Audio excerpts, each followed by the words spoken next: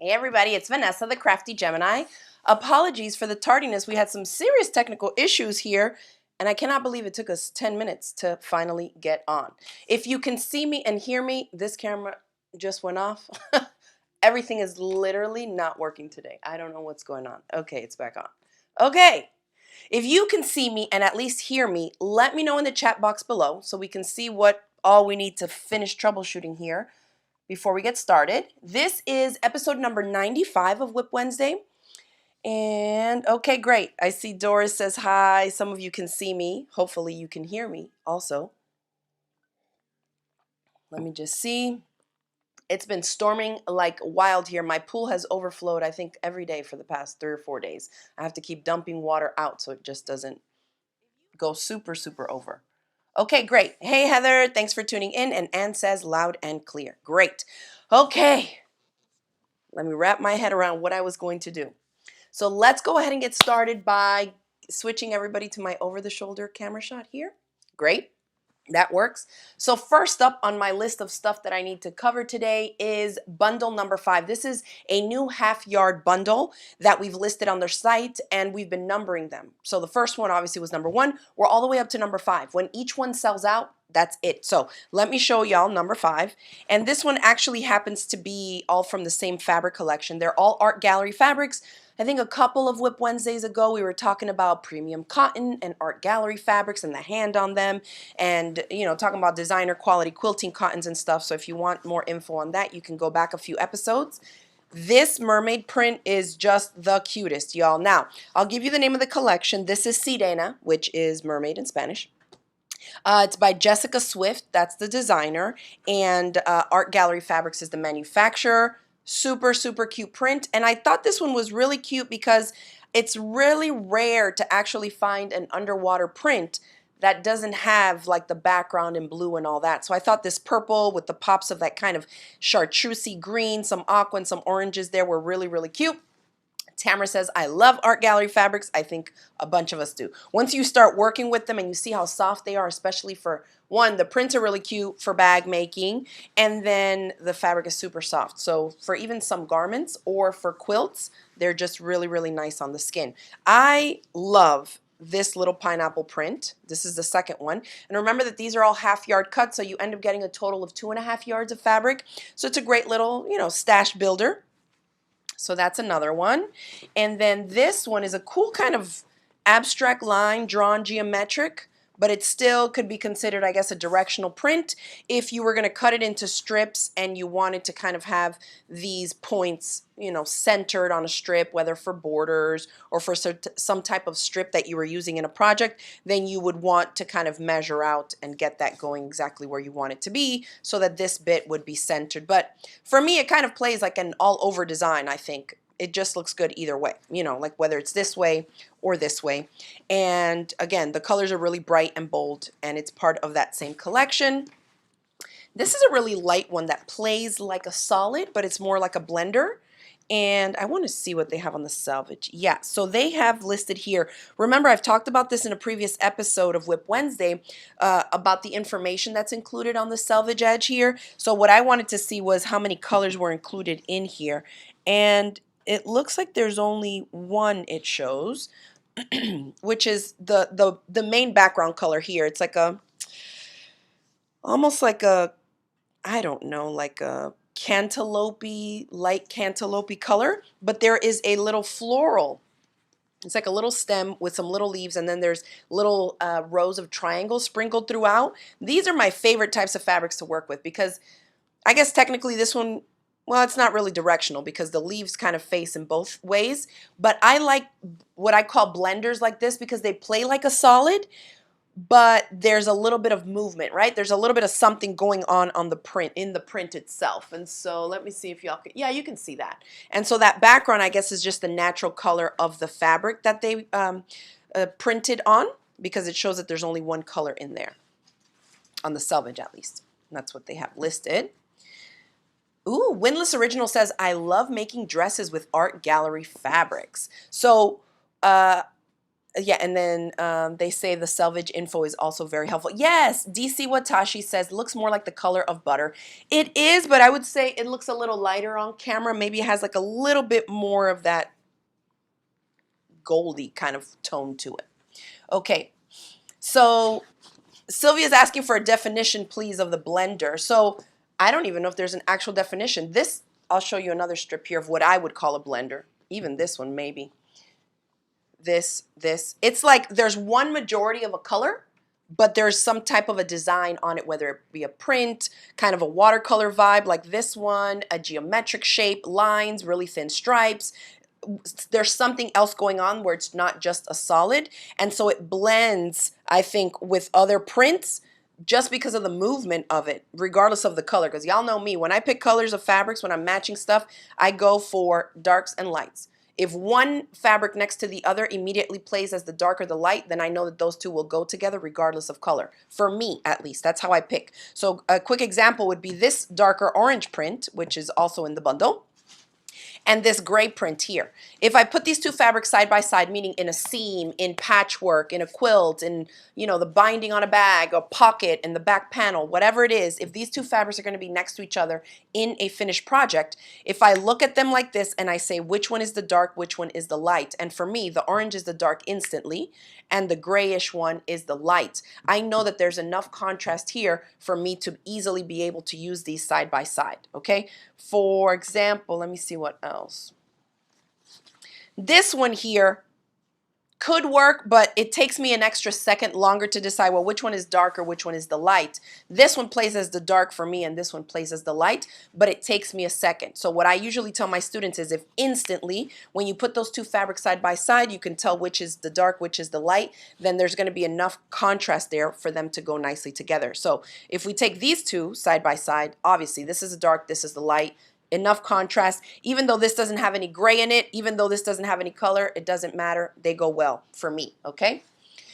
Lorelei says, I always call it tone on tone. They call them tone on tone, and you'll see it either by the manufacturer or in a quilt shop. They'll call them blenders or tone on tone fabrics. Like if you've ever picked up a white fabric in the store and you're looking to match just the right white, you know that some of those white prints will have like white dots or a white design on top of the white fabric. That for me would be a tone on tone because it's like white on white, but same idea. It's the majority one color, but there's something else going on. That's how I would describe it, okay? For example, if we're talking about lights and darks with these two, you see like they're kind of close in value to me. This one still pulls as the dark and this one as the light, but they're a little too close for my take. So unless I was going for something that was a more muted tone overall in the project, like in a quilt, I would probably stay away from matching these two up because there's not enough contrast for me.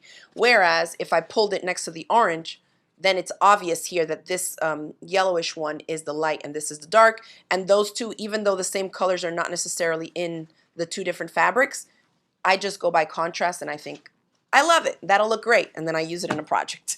That's usually how I pick stuff. Sometimes my students will ask, well, how did you decide on that? I'm like, I didn't really think too much. If there was a light and a dark, I went with it. Okay? So again, those are the 5 half-yard fabric chunks that you get in this week's bundle. The link for that is in the description box below. Again, you're getting 2.5 yards of fabric total for $24, and they're great quality. I mean, these are such cute, bright, fun designs. And half a yard, whether you're a quilter or a bag maker, I think is a good size chunk because you can make smaller projects and have enough to make multiples, or you can make even larger bags, you know, like a big tote. The side panels could be one fabric or the other, and there's a good bit of variety in here. Okay, awesome. Okay, you're welcome, Sylvia. I'm glad that helped. Let's see, make sure I didn't miss anything else up here.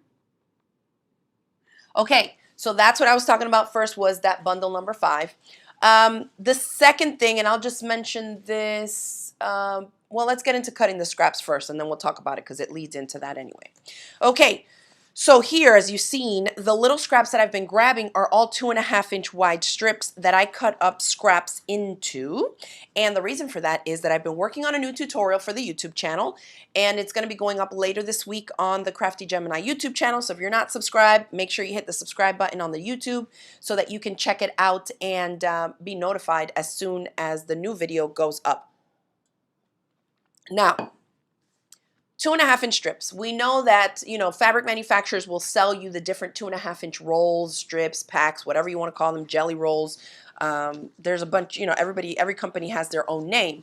But if you have a lot of fabric, like a lot of us do, you may want to cut down your scrap pieces into 2.5-inch strips. So here I have a piece. This was kind of left over off the bolt, and it's jagged cut and it's like all messed up. So it's like, I mean, it's a good size scrap, but I wanted to use this as an example to show y'all how I, with whatever scraps I have left over, if they're small chunks, but maybe they're long like this and I don't have a huge width to use for a lot of different projects, this is like the perfect contender here to chop up into a 2.5-inch strip. And so I wanted to show you just how I do it. And there's so many different ways. We have stripology rulers. There's those rulers that have slots in them that a lot of times people will use over a large chunk of yardage if they need to cut out a lot of strips. This, what I'm going to show you here, is how I would do it for just scraps, okay?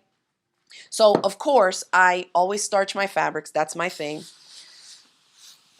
So I'm going to starch it. I'm going to kickstart my iron. And look at me. I recovered my ironing board just for y'all.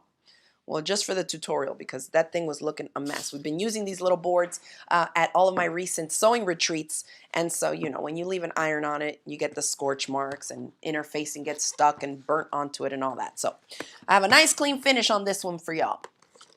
I'm waiting on my iron to warm up a little bit. And then I'm just going to press it so that I get rid of all the creases and set that starch in there, right? Dry it up. So I always, whether I'm cutting it up into scraps for, you know, scrappy projects like this, or if I'm preparing my fabric for a project, this is always how I prep it, and this is just what I do. Everybody has their own thing, you know, their own method. Thank you, Heather. She says, don't forget to hit the thumbs up. Yes, definitely give it a thumbs up. You can feel free to share these lives with your friends on, you know, the Facebooks, the YouTubes, and all of that. Appreciate it. Okay, so I've pressed that. I'm going to move this ironing board out the way. And then a couple different ways. Usually I will see, do I have a selvage? I do. Down here I don't, or up here I don't. I would usually fold this in half depending on the size ruler that I have. I do have my big strip ruler here handy, so I could cut the full length, but I think to keep it in the shot for y'all, I'm going to fold it up. Now with the folding, whenever you're going to be cutting strips, it can be a little tricky because if you force it, you can easily end up off kilter here. And you know what I'm talking about? When you cut your strip, you open it and it kind of buckles. There's a little elbow in it. You don't want that, okay? So what I do, the same way that I showed in a recent WIP Wednesday episode, that I hang the fabric with my fingertips. I'll hold it like this and let the fabric hang where it wants to. And then I kind of flop it onto itself where it wants to fall so that I don't have any drag lines here, okay? So that to me looks good. And I can see here that I'm off. So I need to take my strip ruler and I'm just going to clean off one edge so I have a nice straight edge. And what I do with the fold here at the bottom is that I'm just placing any straight line on my ruler right along the fold. And I'm just going to cut off just enough to straighten off both layers since this is folded, okay? Like that. Then I will usually take another ruler, because y'all know I love to use two rulers to cut. And then I will use one ruler to measure over the 2.5-inch width and the other one to cut the full length. So if this was way longer, right, and my strip ruler, the full 24 inches would come in handy for a longer strip. Here, I mean, I could probably use two like this. Now for the measuring one, I'm going to use my 5-inch by 10-inch ruler, which I love. This is one of my rulers. And I position it so that 2.5 inches is right on the cut line that I just cleaned up, okay? And because my lines are dashed here and they're super fine, I can see exactly where the edge of the ruler is aligned. Apologies for the glare. I know it's super annoying, but you get it. 2.5 inches over, and I'm going to slide it up just to make sure the full strip is that. I removed that ruler out of the way because I was using that one only to measure. Now that I had it bumped up here, I know that I can cut against the edge of this one, and this strip will be 2.5 inches wide. And it's nice and straight there, okay? I don't have the little elbow in it, okay? And then you can see you could come over, do the same thing again. Obviously, I'm going to be a little bit narrower there, but the underside layer is wider. So I'm going to go ahead and cut it anyway since it's for scraps. 2.5 bump it up, remove that one, and then cut. So like if I needed the full width of 2.5, you can see I can use that, and probably till around here. So I'm going to come here and just clean that up. Get rid of this and this. And this, depending on the projects that you're into, you could still use these. I mean, they're still about what? Almost 2 inches, 1.5 inches. You could still make some little scrappy projects. And off to the side here, I usually will keep some of these smaller chunks. They're good for like zipper tab ends on zipper pouches and little bags and stuff. So I would probably still keep this, except I am going to get rid of this annoying little tail. When they start to get a little bit too flimsy like that and really, really narrow, then I get rid of it. I can put these all like in just a zip baggie and keep it on the side there. So when I'm working on projects that require narrower pieces, or you're doing some type of quilt as you go or scrappy project, that will come in handy. But if I know I'm going to be cutting everything up into 2.5-inch wide strips, then I make sure that what I have set aside is just that. Okay, I don't want any extra bits here. So you can see now I have these 2 chunks that have been added to the little stash of my scraps. Okay. Let's see. Krista's asking a question here. She says, can I ask, why do you use the other ruler to measure and not just use the ruler you are cutting with as the measurer? Well, because I'm right-handed. So let me grab another chunk here of fabric. And now I'm going to have to press this, Krista, because I cannot deal with trying to place a ruler on a chunk of fabric that is not pressed. So let's just hit this up real quick and I'll show you. Ooh, Renee says, I just got your 5-inch by 10-inch ruler. I love it. It is a great size. And again, you know, I designed it, so there's a reason behind all the lines, how narrow we screen printed them on the rulers. They are made here in the US, so if you need to grab one of those, definitely grab it. It measures 5 inches by 10, and the different lines on here are either solid at the solid 1-inch increments. Then I have a different spacing between the dashed lines so that if you're making a lot of multiple cuts, you can easily spot it and see like, oh wait, I was working, you know, I was lining things up with a dash that was a little bit more spaced out or longer or shorter than this one. So it just helps keep me on track too. Okay, so you're saying, why don't I just measure with this one? So let's say I clean this off. If I were to measure the 2.5 inches that I need with this ruler, I would measure here and place 2.5 inches on the edge of my fabric, right? Just like we did before, but I only have one ruler. So this means that what is underneath the ruler is what I want to keep. This is a 2.5-inch strip I need. And so in order for me to cut, I need to cut on the left side of the ruler, which for me as a right-hand dominant person would require me to cut like this. I need to stabilize it with my non-cutting hand, and then I need to come over here and cut with this one. That's not going to work for me. It's not very safe and it's not comfortable at all, okay? So if you're left-handed, that is how you would do it. Then you would go like this, and you would take your rotary cutter and cut right there. So yes. Then the other option would be for me to turn it this way and measure it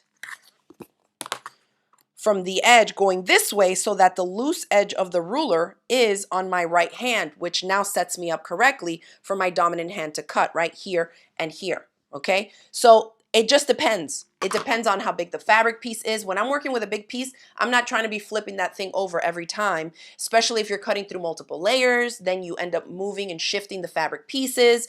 I just over time have set it up so that I'm moving the fabric pieces minimally to not move them out of place and not mess them up in any way, okay? So the 2 ruler allows me really easily to use one to measure, I remove it, I cut. From there, I slide over, I would measure the next one, remove it, and cut, and that way I can just keep going from right to left like that, okay? But it just depends on the size and what the dimensions are. You know, everything kind of calls for a slightly different tweak when you're cutting, okay? Yes. All right, great. So let's see. Thank y'all so much. I see some of you are saying you love the ruler. Yes, awesome. Okay, so that's the reason for that. Now, going back to these strips here. Oh, yes. See, Krista says, I like that idea. I've been moving my fabric to the right of the ruler to cut right-handed. I'm going to try your method. And that's why. You'll see, like once you like clean it up and then you have to turn it and then cut, cut, cut. You could do that if you already have all the fabric set up to your right side, right? But we, you know, slightly adjust it for whether we're right hand or left hand dominant. Okay. Now, we talked about cutting them down into 2.5-inch strips, right? Well, if you're cutting scraps like I did here and not just using, say, a jelly roll where, you know, the strip is going to be cut 2.5 inches wide, or 2.5 inches, I guess, long, and then the width would be the full width of the quilting cotton fabric, okay? In this case, we have random off little chunks because we cut it from scraps. So, like I mentioned earlier, I'm working on a new tutorial for my YouTube channel. It'll be posted later this week, and I'm going to show y'all. Look how cute. This scrappy little zippered pouch, and it's a big size. Look how big and open it is when we open it up on the inside. Look how nice that finish. I think it turned out really, really nicely. The lining sits in there perfectly.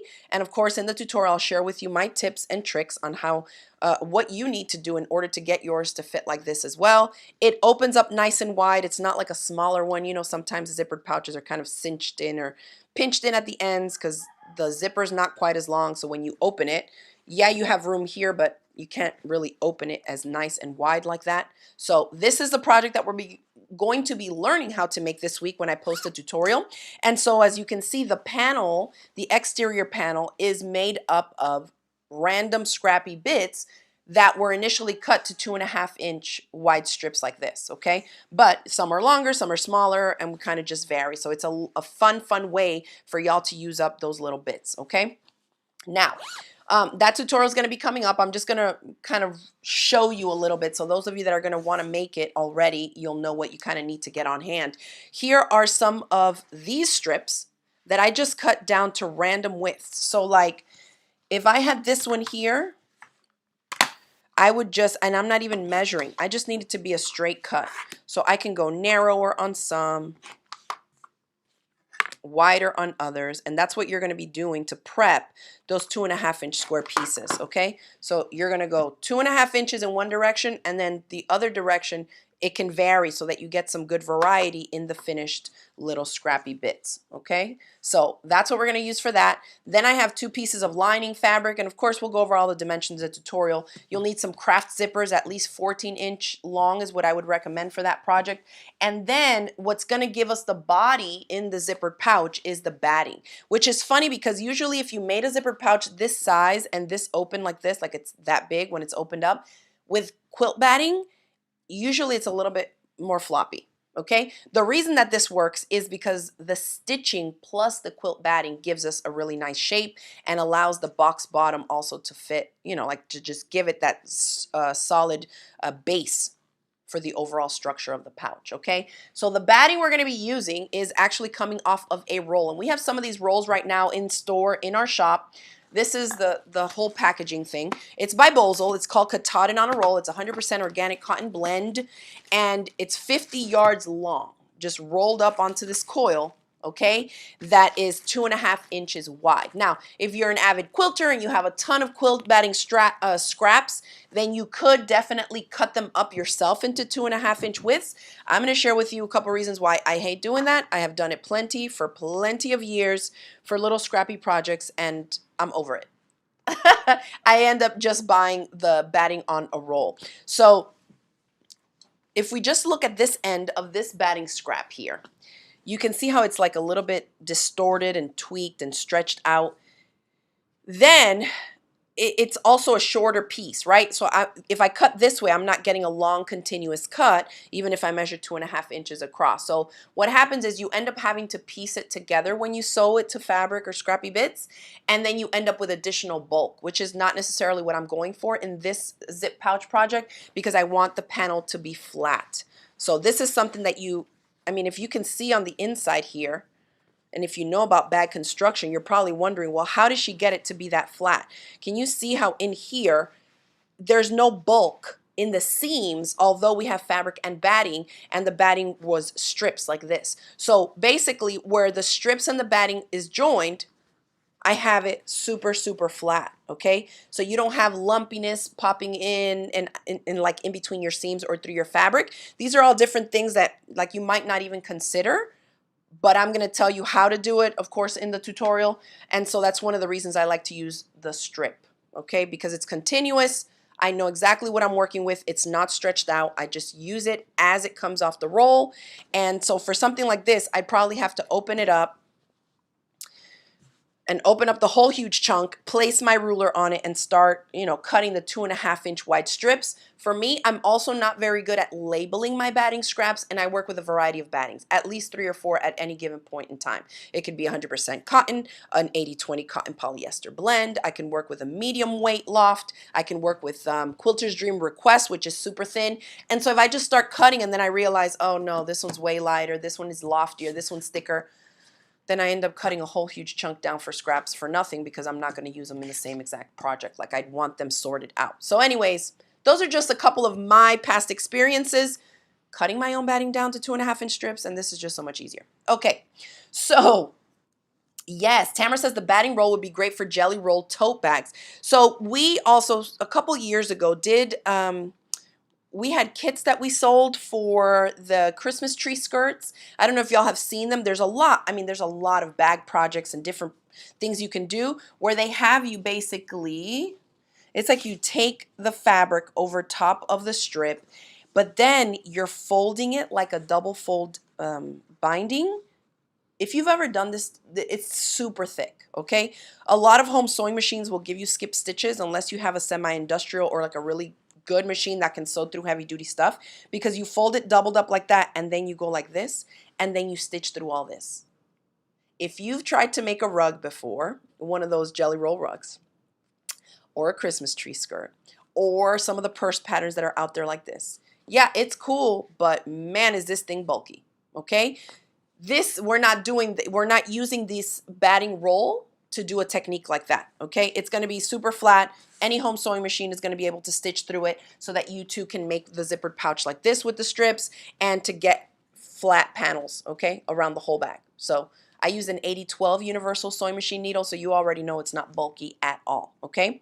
So yes, we're not going to be doing that super bulky stuff, just to give y'all a heads up, because I know some people who have made those rugs are like, never again. We're not doing that this time around. It's going to be a simple one, okay? Okay. Carrie says, if you purchase a jelly roll, do you starch each strip? I do, because that's also going to allow me to pre-shrink it a little bit, which if you're purchasing jelly roll, which a jelly roll, for those that don't know, is the name that Moda uses for their 2.5 inch strip rolls. Those have not been pre-washed, any pre-cuts, and so by starching it, I'm kind of pre-shrinking it a little bit, just so that I know that shrinkage won't be in my final project. Instead, I steam it and starch it so everything is nice and flat for me. That's how I prep all my fabrics, pre-cuts or yardage. But yes, great question. Okay. Yeah, okay. So we're going to be using these strips. We're going to be chopping up our 2.5 inch strips into random little chunks, and that's how we're going to make that with the one zipper. So if you have supplies, start setting them aside and make sure that you subscribe to my YouTube channel so you can get the notification. And when this scrappy zippered pouch tutorial goes live, you'll be able to start making it. And definitely post pictures, because y'all know I love to see the pictures of the stuff you make from my videos. Okay. Oh, and then let me show y'all, because for those of you that do have strips, whether it's jelly rolls or, you're cutting your own like we covered here today, here's another panel, and I made this because I was working out how exactly I wanted the technique to be so that I can teach y'all this, okay? So I didn't cut them down because that would just be a whole lot more piecing, but I did want to cut scraps of fabric that I had to 2.5 inch strips, and they're sewn together, okay? And look how flat the panel is, okay? And I'll talk about seam allowance and how we do it and everything, but you can see on the back how flat everything sits, right? So we obviously are pressing the seams open. That's why you see the little bits of fabric in the seam allowance. We're pressing the seams open, okay?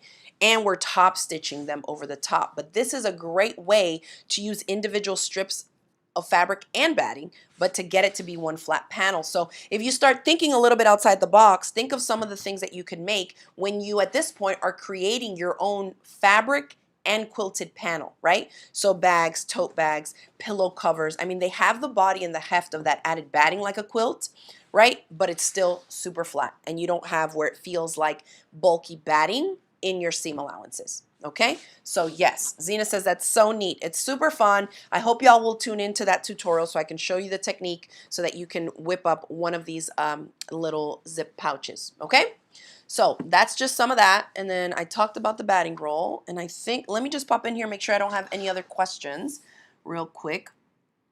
Patty says, Clover has a brand new notion to do all the folding for the 2.5-inch strips with batting. Yes, it's still a lot of bulk to sew through.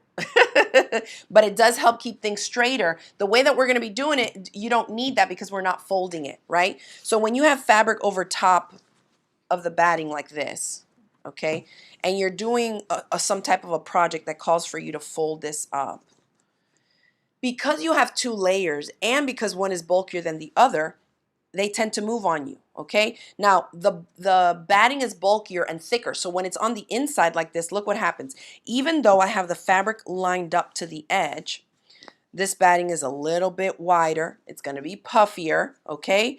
And when I fold it in, now I'm about a little bit more, I would say, than 1/8 of an inch off in terms of where the fabric meets the batting, okay? So it's not even perfectly centered, and then you have to go shorter and shorter here. You see how much batting I have on the inside that's longer than the fabric? That little bit can throw you off across a whole long length of whatever the pattern or project calls for. So it can be a little tricky.